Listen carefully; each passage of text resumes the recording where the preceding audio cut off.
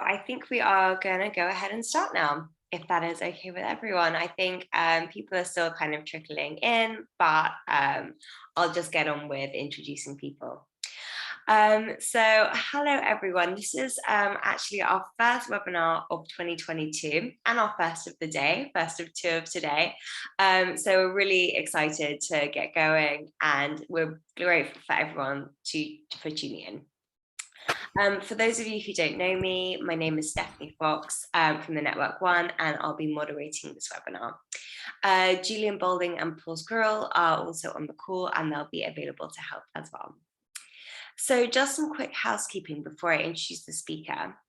So timings wise, we're going to have 5-minute intro, 35-minute presentation, 15-minute Q&A, and then the main session will be finished by 8 a.m. London time. But after the main session, we'll have 30 minutes of breakout sessions with social media experts from the report for anyone who would like to stay on. If you have any questions for the Q&A, please do send them to me in the chat box. Any technical issues, just let me know or one of my colleagues. Also, we will be recording this webinar and sending it to you guys, so no need to take notes if you would rather not. Thank you very much. So now I'd like to introduce our speakers, Jari Ladavuri and Ellie Tuominen, and they are creative partner and strategy partner at Curio. Jari and Ellie are the editors of the Social Media Marketing Trends 2022 report, which they'll tell you more about in a moment. Jari co-founded Curio to build a bridge between traditional and social media. He's received international awards for his work with clients from various fields and sizes, from startups to Fortune 500 companies, such as Microsoft, Nestle, and Nokia. Ellie has worked with Fortune 500 companies and the biggest advertisers in the Nordics, such as Volkswagen, Microsoft, Arla, and Philips. Ellie has received various acclaimed industry awards for her work and has been selected among the top speakers in Finland, listed by Speakers Forum. So today, Jari and Ellie will present the key findings of the Social Media Marketing Trends report, the reasons behind them, and what they mean in practical terms for agencies and brand owners. The report itself is available to download for free, so I'll be sharing that link in a moment. And before I hand over to Jari and Ellie, I just want to say a really big thank you to the large, diverse group of social media experts who kindly contributed to the report. So without further ado, I'll now turn over to Jari and Ellie. Huge thanks for the intro, Stephanie, and good morning, everyone, or hello, everyone, wherever you are and whatever time of the day it is. I'm Jari, pleasure being here, and I'm here with Ellie. Hello, greetings from a very dark and very cold Helsinki to everyone. So wherever you are, I'm confident that you have it better than we do, but we're managing. At least it's snowing, so that's an upside. Mumbai is 20 degrees right now, so plus it's pretty hot. That's all the time. But it's 12:30, yeah. It is. Yep. So for today's session, we'll dive into the findings of the second annual Social Media Marketing Trends report done together with the agencies of the Network One. A little bit about how the research paper was put together. So first and foremost, huge thanks to the 25 experts from 21 leading agencies of the Network One who shared their time during the Christmas period, the busiest time of the year, to shed some light on the trends. These experts range from New Zealand to Chile, from South Africa to Romania, and of course, not forgetting the big ones such as China, India, and the US. And especially thanks to those experts and agencies who are represented here today at this webinar. So do stick around for those breakout room sessions in which you'll have the time to chat with these experts and talk about their views on the trends for the upcoming year. So we had the privilege to interview these experts during December, and we compiled all their insights into as cohesive whole as we could, which ended up with 6 main trends, which we'll go through today, and then some additional bubbling under ones. We also included healthcare as a particular sector in this year's report, so some highlights on that as well. But before we dive into the findings, let's quickly start with the why. So why should anyone pay attention to the social media trends when it comes to marketing? A little bit of facts and figures from We Are Social and Hootsuite from October. So more than half of the global population are on social media, and it's been rapidly rising during the past year. So almost 10% increase in user amount. So even though some of the markets may be already saturated, such as ours here in Finland, the numbers aren't that much rising anymore. On a global scale, we still see an enormous rise in the user amounts over the past year. And when we look at the types of websites and things that people are doing when they go online, social networks are topping that list. And you can see that the other stuff, such as email, music, news, and so forth, are lagging way behind when it comes to the amount of, or the percentage of people who are going online for this particular thing, social networks. And this is definitely due to the period of the pandemic.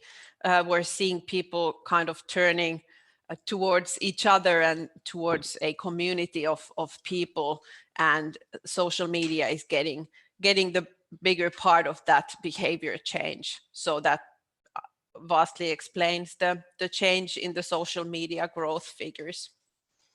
Which leads us nicely to these numbers by work, which show that marketers too are spending their budgets on social media in the upcoming year as well. So 68% of the marketers are increasing their spend on social media in the upcoming year. So for those brief reasons, you should pay attention to these findings from our report. So starting off with 3 main trends for social media, followed by 3 main ones for influencer marketing. Starting with the first one. So if there was one thing that was mentioned in most of the answers one way or another, was TikTok. So we ended up with a with a headline that TikTok will be the king of social. And in many ways, it already is. It just became the most visited site of the year, even beating Google. And going back to the work report, we see that marketers too are definitely eager, spending more and increasing their budgets when it comes to TikTok marketing. An interesting finding also is when you compare these to the last year's work marketer toolkit report, it was only 44% who said they would increase their spend on TikTok, and now it's 84%. So it's definitely the time to dive deep into TikTok. There are of course many ways which you need to, or in which you can leverage the channel depending on your industry and your brand. But when it comes to whatever sorts of industries and brands, when we approach our campaigns and our clients' TikTok efforts, we use this 5-dimensional framework of ours, which I'm not going to go through deeply here, but just highlighting quickly the main aspects that you need to recognize when you're dealing or diving into TikTok. So it's really about creating organic content first, because there's always the chance for that viral spread that is unlike in any other channel. You need to respect and understand the community. So dig deep into what trends and things are happening, and only then start doing your own things. Remember that it's a sound on channel unlike any other.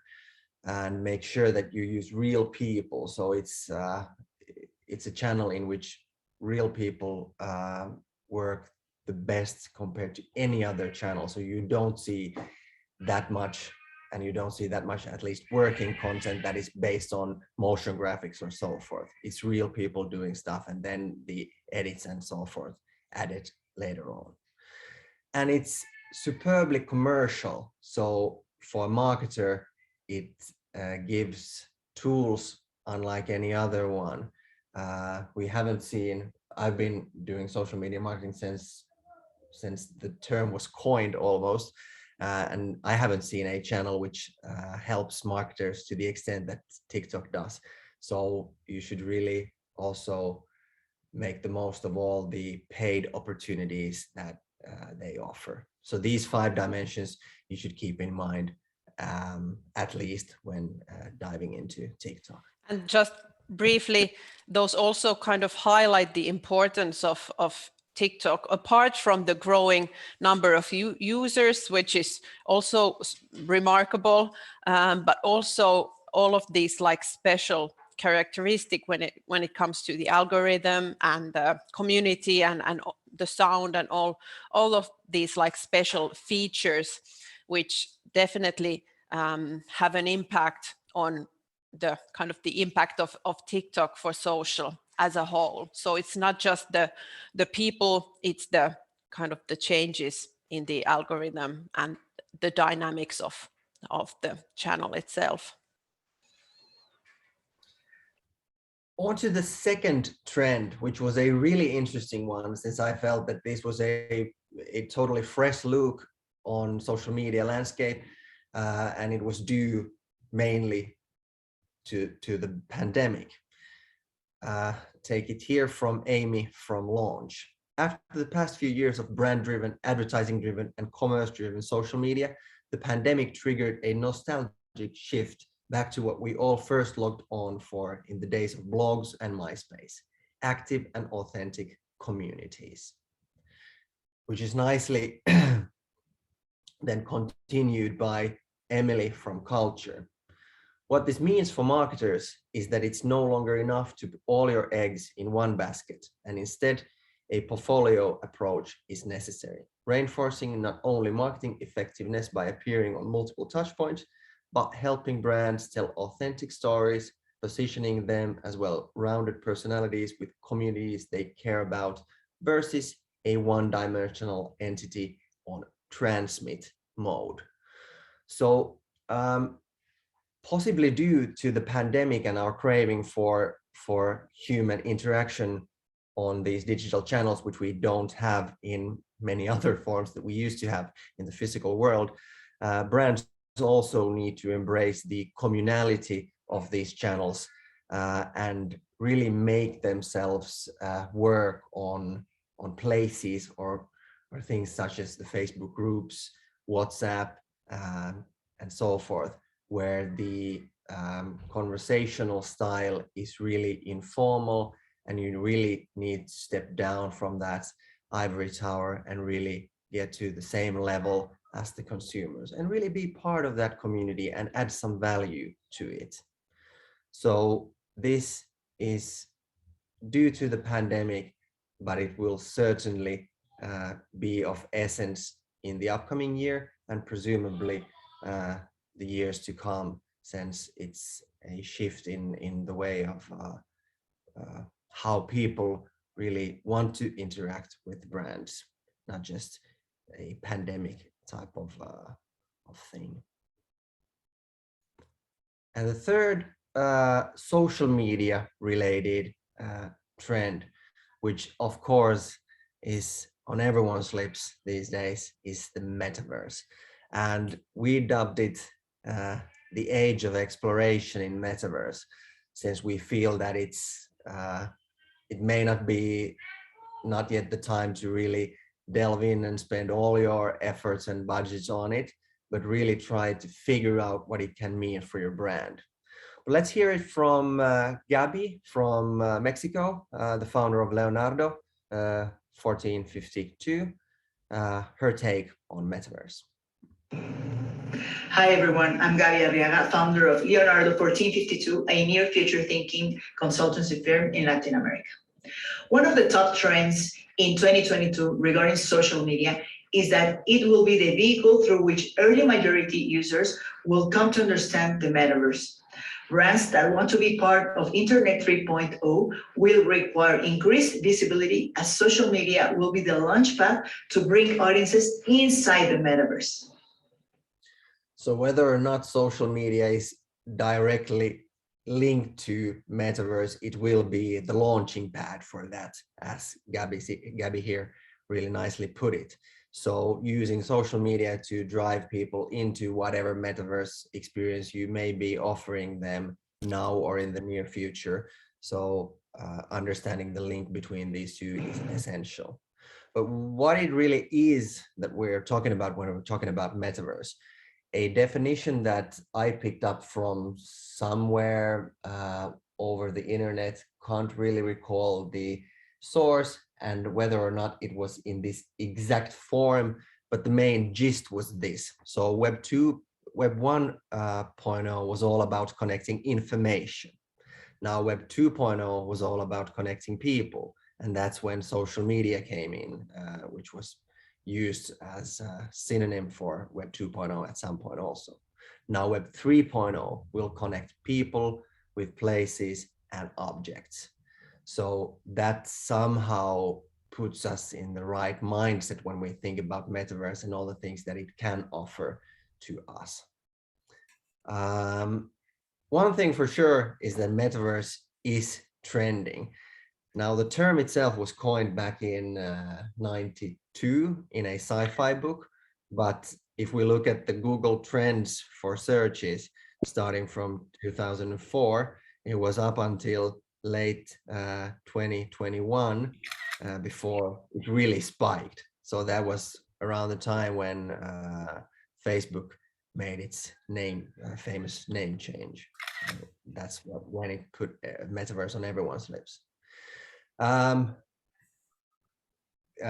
different point of view to that, when we look at Gartner's impact radar for 2022, we don't see metaverse there. They still mention it in their article related to this impact radar, and they make it noteworthy, even though they don't see it in the 8-year upcoming cycle as a thing. But many of the things that are happening already on metaverse or are metaverse related, such as AR, VR, stuff like that, are already things that the marketers are toying around with or implementing to the full. And if we take a look at the work report, we see that 52% of marketers, CMOs globally, say that they will increase their spend on metaverse in the upcoming year. So it's definitely something that the marketers are eager to utilize to the max. And if you look at, for example, the Cannes Lion winning cases from past year or the last years, we definitely see many which are metaverse campaigns, if you want to dub them so. For example, this Grand Prix winner from last year. But as you approach metaverse with relation to your brand or your clients' brands, try and think of what it actually means, since it means a whole lot of different things, as can be seen from this ecosystem map here, which have been created of social media and so forth. So we all know that it's a plethora of things, it's a plethora of technologies. Try and really grasp some of them. For example, start with AR lenses. That's a thing that is already being used widely, which can be exploited or leveraged by brands as well in various ways on various different channels that are used, such as from Instagram to Snapchat to TikTok, and try and think what that can mean for your brand. And only then start thinking about, okay, NFTs, what does it really mean? How does it work? What does it mean for my brand? And gaming as well, which has been a thing of the past years. And we've seen some really encouraging examples by Wendy's and so forth globally. But I know that many brands are struggling with the esports space. So So try and take baby steps towards Metaverse in various different ways, and only then find out which of these different aspects is the ones or one that you should really put your efforts on. Moving on to 3 trends related to influencer marketing. Now, we all know that these two, the social media marketing and influencer marketing, are related to each other. And in this year's report, we see that all of these trends, these 6 main trends that we highlighted here, somehow really nicely add to each other and really link to each other in many ways. But starting with some facts yet again. We Are Social and Hootsuite study says that of the global users of the internet, 22% follow influencers and other experts on social, and almost 30% follow actors, comedians, or other performers. So it's a thing. And just a quick note here for all the brands out there, an encouraging one. You can see that on top of the influencer bar there, you see companies and brands you purchase from. So it's not looking that bad for brands either when it comes to accounts that people follow on social. But of course, these if we look at the 22% from a age perspective, we see that it is skewed to the younger ones, and skewed a little bit also to females versus male. So this is of course what everyone knows, but just nicely put here in bars on a global scale. But influencers are a big thing. 20% of the global users follow them, and in many countries those numbers are of course way higher than the 20%. That's a global average. So starting with the first trend for influencer marketing, the influencer economy, which is booming. Let's take it from Gemma from the hallway, and she will be here today for the breakout room sessions also, so you can discuss the influencer economy with her later on if you want to. But let's hear it from Gemma. Hey everyone, Gemma Parker here, Senior Account Manager over at the Hallway in Sydney. 2021 proved to be quite a pivotal year for the social landscape, particularly when it comes to influencer marketing. What we're seeing is that influencers are no longer what we once called influencers. They're no longer just the carriers of other brands' messaging. They're actually becoming the brands themselves. Now, what I mean by that is they're launching their own NFTs, their own brands, their own e-commerce stores, ebooks, and really embarking on quite an entrepreneurial journey, which means they now have the ability to forego the middleman via means of traditional brand influencer partnerships, given they've now created their own empires. So while this is great for them and it's such an exciting thing to see, therein lies a massive threat to digital advertising and what we once considered to be the traditional influencer marketing model. So presumably, as we head into 2022 and these influencer brands continue to emerge and rise quite frequently and quite successfully, what we consider traditional brands are going to need to invest really heavily in alternative means of humanizing their product via means of innovative formats in order to compete. So people are really ready for paying directly to influencers for their content or whatever things it may be. It may be a product on a shelf that is just branded or made by that influencer. But when it comes to even just their content, people are willing to pay money for that. And of course, the metaverse technologies such as NFTs are making these ever more easy to do.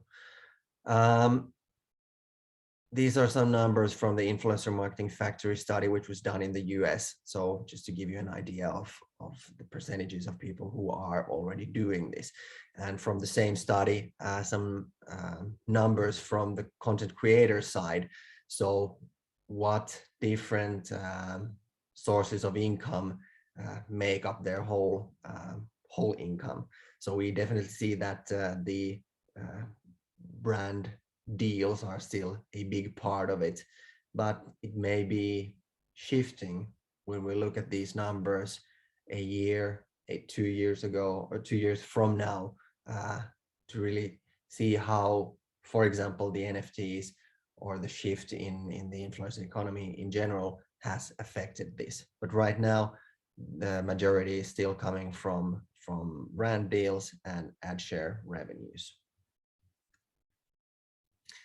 Just a side note here.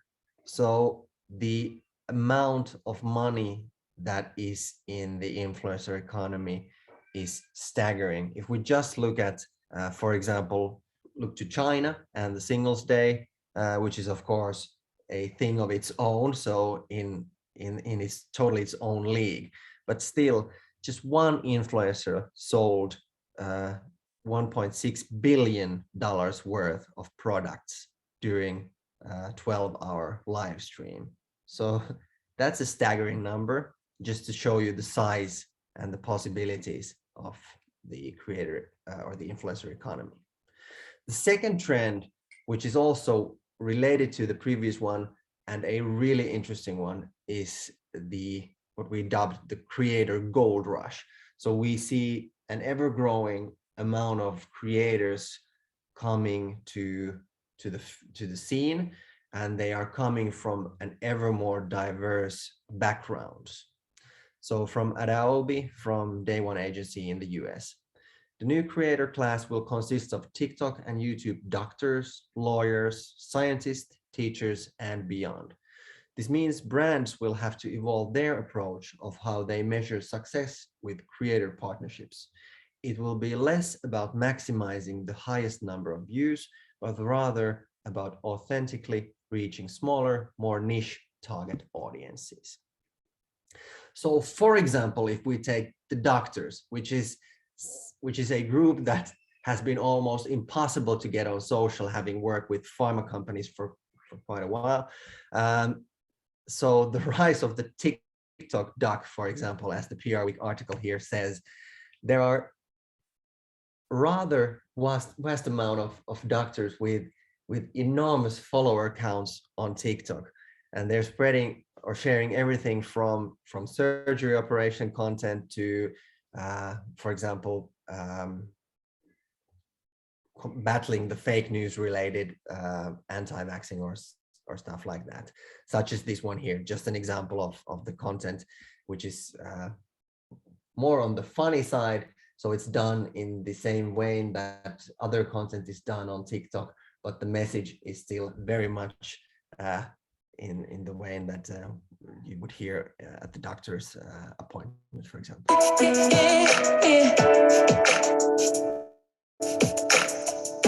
You look so dumb right now.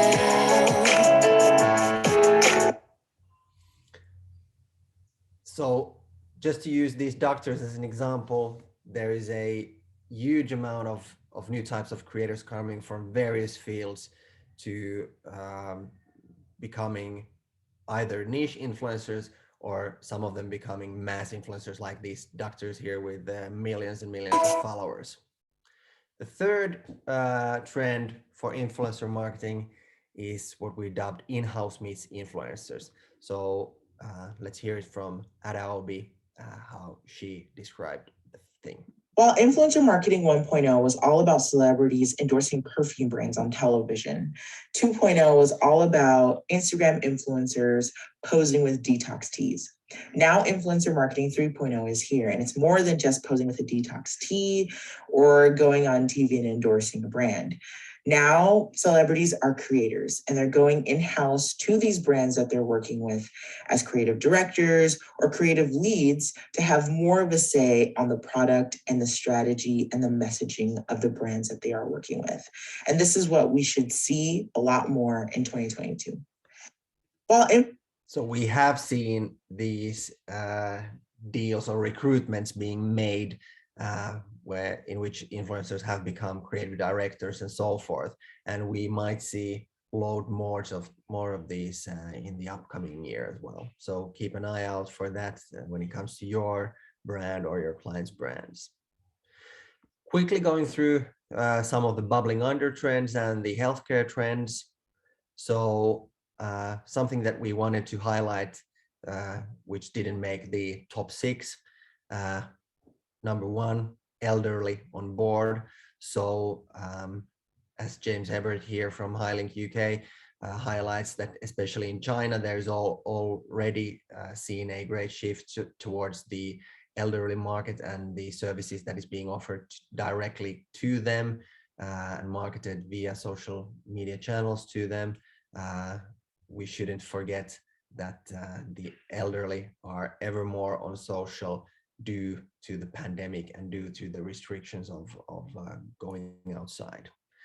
Short video first. So we are moving to a world, if we are not already in it, in which the 6-second video is the standard. So keep that in mind whenever you do whatever things on social. And the third one, which relates somehow to the previous things, is that ambassadors rule over influencers. So marketers are moving more and more towards longer term deals than just one-off hits with influencers. And quickly for healthcare, I won't go too deep into these. We have experts from Medulla Communications here in this session also. So in the breakout rooms, you'll have time to discuss healthcare with them since it's there, right up their alley. So healthcare goes edutainment, as was seen in the TikTok docs example on the previous slides. We must fight the misinformation. This is a really interesting fact. 65% of the COVID-19 anti-vaccine misinformation and conspiracy theories are attributable to just 12 people, says the report from Center of Countering Digital Hate, which was highlighted by Monica James of Healthy Thinking Group Asia. So there is a lot to do for healthcare companies, pharma companies, when it comes to fighting the misinformation in this day and age, especially on social. And as said earlier also, but when it comes to pharma, the influencers will even cut out the middlemen using live streaming and so forth, and of course depending on the market and the products and so forth. But this is something to keep an eye out on also. We also asked for 3 quick comments on these somewhat evergreen questions that we always, at least, are dealing with when it comes to whatever client project we are doing. So whether we should focus on campaigns or whether we should focus more on the always on type of content, or whether it is the paid approach that we should really embrace, or whether it's organic first and only then using paid, which one comes first? And thirdly, whether we should, when we're planning and developing and strategizing and creating these campaigns and efforts, whether we should go content first or whether we should go channel first. So we feel that these are really kind of evergreen questions for social media marketing. Always interesting to hear experts' views on these. And I will let Ellie say a few words about these findings. Indeed. We actually, in the last year's report, did the same batch of 3 questions, and it's also interesting to see if there are some shifts. And for the first one, we're actually seeing a shift even more towards always on, which is super interesting, and it goes straight into the strategic choices regarding social, so budgeting, content creation, everything that's really crucial for agencies, for example. So a 2-year trend, still going more and more towards always on, implies that at least our group of experts sees that as kind of the way to go when it comes to social. Of course, campaigns still have their own place, but when it comes to the choice, the impossible choice between the two, they lean heavily towards always on. So we gave them the impossible choice. They Exactly. had either of these two, but many of them still struggled, and some, so many of the balls or bubbles are at the center of the line, but we gave them the impossible choice of one or the other. Indeed. Then paid versus organic, and of course we all know that it's not a choice of either or, and maybe the best strategy is for both of them to kind of work seamlessly as one, and both play for their own parts. But still, it is interesting to see how the experts divided their opinions, and this was pretty similar last year also, so leaning a bit more towards paid, and that's of course due to the social media platforms and how they're built up. It will be interesting to see if kind of the TikTok platform and algorithm and kind of the organic power of TikTok brings a bit of a change going, for example, towards the next reports in the upcoming years. But this, I think, reflects more on the kind of the Facebook platform and ecosystem, where you kind of need to pay to be seen. Yeah. And then the third one, which is also a pretty similar view than we had the previous year. And here we're seeing kind of a really 50-50 type of a split. And I guess this is less of a kind of a strategic choice and more of a and kind of a philosophical one, if you will. So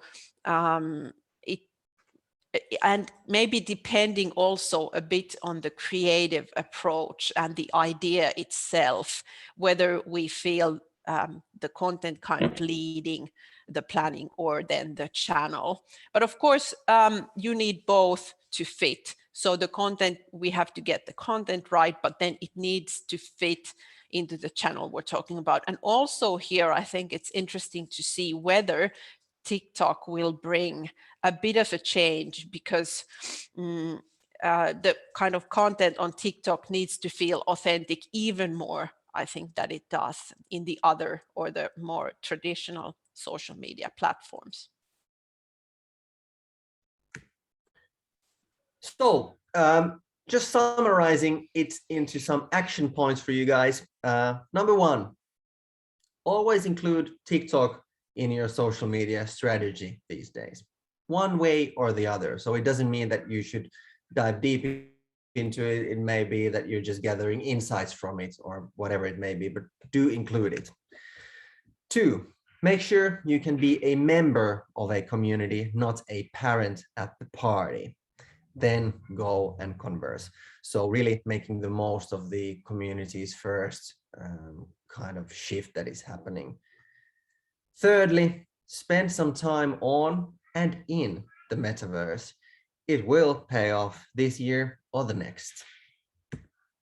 4th, identify the most professional and most driven influencers in your field. Get ready to compete or collaborate, since they will become brands of their own. Some of them, at least, very with very high percentage. Fifth action point here, have an ongoing process to scan for interesting creators. It's a rapidly growing and an ever more diverse scene. So whatever the field, have some sort of way of scanning the landscape, since there's always popping up these new creators from new channels that you may not even be paying attention to, such as TikTok, for example. And finally, remember that an influencer collaboration is the better, the sooner it starts, maybe even at the job interview.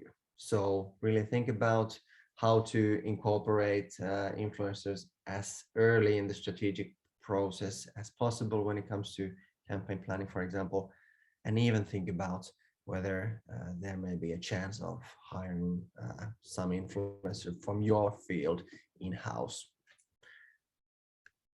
So, as Stephanie said, the report in its total 133 pages length is up for grabs. You presumably have already received the link, but there it is once again, and you will receive it afterwards. So do dive deep into that. We've included all the interviews with all the exceptional experts in their entirety, so you can look at various interviews if there was somebody that had an opinion you wanted to see further about, or whether there was some industry that you were, or a market that you were really interested in. So do check that whole report out, since there's whole lots of great insights to be seen besides these that we just highlighted here. Thank you. Thanks so much, Yari. So while you and Ellie have been speaking, we've had quite a few questions in. So I'm just going to dive in with the question portion of today. Just for everyone else, if you haven't sent a question yet, feel free to do so in the chat. Send to me and I'll ask the team. So in terms of questions, a lot of talk in media about privacy issues. But this wasn't mentioned as a trend. Do people worry a lot less about this than we think? Sorry, what was the question? Do people worry about privacy issues less than we think that they do? In my personal opinion, well, first of all, it wasn't mentioned in, if I remember correctly, in almost any of the interviews. If I remember correctly, but at least it wasn't like a big thing. It has been in previous years. I think personally, I feel that there has been little less discussion about that lately. And it doesn't mean that people aren't concerned. I mean, for example, when it comes to the whole ideology behind Metaverse, it's all about not specifically about privacy, but more like people getting what they deserve from their data and their output. So I think the thing is there. It may not be that people are somewhat concerned about how their data and so forth are being used, but presumably they're not discussing it in the sense that they were discussing 1 or 2 years ago, when privacy was really a hot potato. But of course, when it comes to, for example, Metaverse, one of the big promises of it is that it will finally make the data useful for the one that creates the data, so whomever specific user it may be. Perfect, thank you. Another question, someone said, are agencies employing influencers as creative directors already? That's a good question. Yep. I would presume that yes. I can't see why not, since they are so interlinked in many ways. It wasn't something that was mentioned in any of the interviews. The examples that our experts gave were more of from the brand side, but definitely even more so when it comes to the agency meets influencer collaborations, since in many ways the things that the influencers have learned during their time, their years as an influencer, is very much useful for whatever marketing agency work it may be, since it's really all about coming up with an insight, creating content for it, and then checking the data and making it all better the next time. So the whole process and the competencies that you've learned as an influencer can be transferred rather easily to the agency side. And Ellie, you have yep. something to add? Yeah, if not like creative directors or creatives per se, but at least as a source of insight, how to approach target groups, how to form the messages, how to distribute the content, and everything related to that. So like strategists or planners, definitely. Great, thank you. And I think that in many markets you have seen already some agencies started by influencers. Yep. So which are competing with traditional, let's say, ad agencies when it comes to doing digital or social marketing, so or content marketing or whatever. So yeah. Oh, exciting. See how those pan out. Yeah. So a related question, if influencers are now working directly with brands, is there a declining role for creative and media agencies?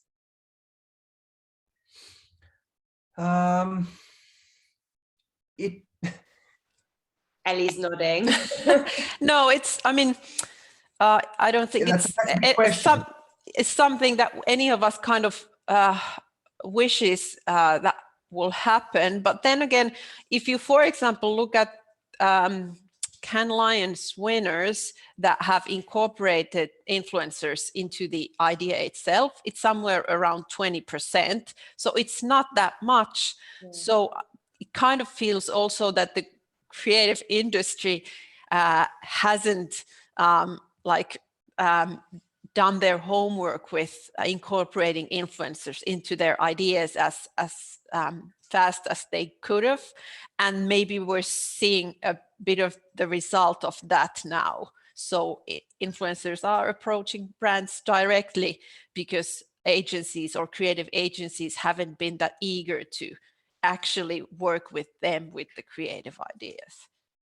Great, thank you. Another question. Do you think the metaverse will actually deliver as promised, or is it Facebook hype? Based on everything that I've heard, read, and tried to delve into thus far, I believe it will be the next phase of the internet. Whether it's coming next year or in 5 years or in 10 years, we'll see. But the elements are already here, as said, AR lenses on your Snapchat or whatever have been around for quite a few years now. But whether it will be dubbed metaverse or something totally different, who knows? But the thing that we're moving from Web 1.0, which was connecting information, to 2.0, which was connecting people, to 3.0, which was connecting people with places, with objects. I think that's the thing, and that's the promise, and that's where we are to some extent already today, but that will only strengthen. And yeah, so that's my opinion, that it will be a thing, but will it be called metaverse? Who knows? Yeah, it might take some time to get there. Cool. And someone else has said, can you name a brand which you personally think is really using social media marketing well, and why? Whoa, that's a big question, since this is a global webinar. I mean, of course there are there are so many, Mm. and that's that's such a huge question. I mean, it would be easier to name brands that who are not using it well. I mean, Go ahead. Yeah, that would be fine. no. I don't want to pinpoint anyone, but presumably, if we think about, I mean, let's start with easy ones like Wendy's, the Grand Prix winner of Social Alliance this year. So there's an easy one, and they have been doing really, really great stuff on so many channels, from clever, really on point and in real time type of marketing on, for example, Twitter, to everything that they've done in the gaming scene on Fortnite, and then on all these other gaming platforms using Twitch and so forth, which really tie into the whole social and the conversational part of that. There's one example, if I would just pinpoint one, but that's a huge question, and Wendy's is my answer. No, that's helpful. Thank you. Ellie, yours. Do you have some? No, I mean, I was actually just thinking that Wendy's is a great example of a legacy brand. So it would be super easy to just say the Airbnbs and so on, who've kind of born into the whole social, and the whole brand is built on social. I'm also thinking some great brands that have been built kind of with influencers, such as Grenade. I don't know if you know the health sports health bars and all that. So a really good example of a brand, a really valuable business and brand that has been like almost completely built on influencers and content creators. And so, yep. And since we are from Finland, I will pitch this Finnish product, Aura, the wearable ring that helps you sleep better. Go check their Instagram. It's been really, really nicely done, and they've had some really great influencer collaborations, which have been actually unpaid for, like Kim K promoting their stuff. So they are doing really great. They are a Prince Harry also, I think. Yeah, so numerous big influencers all over the world embracing it. So go and check their social media out, and yeah, they've served me some advertising on Instagram, so familiar with them. Cool. So another question from the audience. So someone has asked, which are the brands in the metaverse now? Which brands are? Yeah. That's a tough question, since you would first need to define metaverse. So I mean, Nike has done some things. Many of the kind of like high-end fashion or luxury brands have done some interesting things in virtual worlds, such as Gucci. In the report, you will find many examples also, but you would first need to define metaverse, and since it's really hard to define, let's say, one way of answering that is if you think about all the promoted lenses you've seen on Instagram or Snapchat or TikTok, all of those brands are doing great on metaverse. So since they are a really widely spread application of metaverse, that's one way to look at it. But for example, Nike has done some really exciting stuff with NFTs and the virtual worlds and so forth. So cool, sounds good. All right, I think we have time for one more question. So someone has asked, do you think that the short form content of TikTok is really a good channel for sectors such as healthcare, because the information to convey can be important and complex? There might not be enough time to get the message across. If we're living in a world in which the attention span of our target groups is that 6 seconds or whatever, then it is your only chance. I mean, get used to it and try and make it stick in that time length. Yeah. Not saying that it's a good thing, but I mean, I would strive with my pharma clients to really try and squeeze the main points into that 6 seconds and then just make more of them. I know I understand the question totally, but still,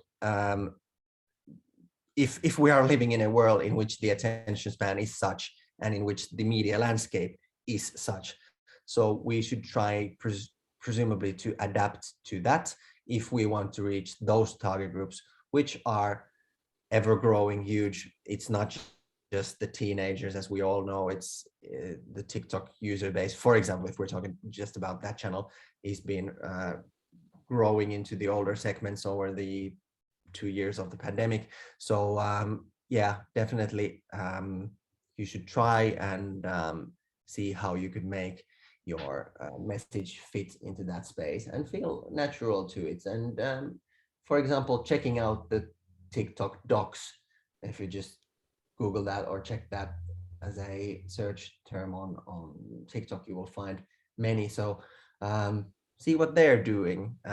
It's not all this answering the same question as the pharma industry would like to in their press release, which is 2 pages long, but still some of the content is really information intensive.